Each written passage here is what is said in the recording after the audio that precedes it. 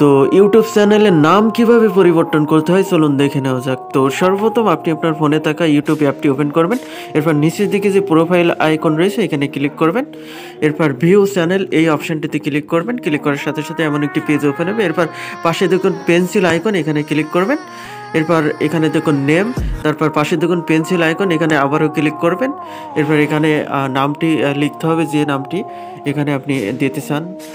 তো অন্য কোনো নাম থাকলে সেই নামটি কেটে দিবেন। এরপর এখানে যে কোনো একটি নাম এখানে দিতে হবে।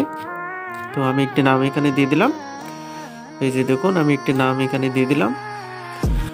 আগে যে নামটি ছিল সেটি আমি এডিট করে কেটে দিয়েছি। এরপর নতুন একটি নাম দিয়ে দিয়েছি। তো এখানে সেভে চাপ দিলেই কিন্তু এটি সেভ হয়ে যাবে।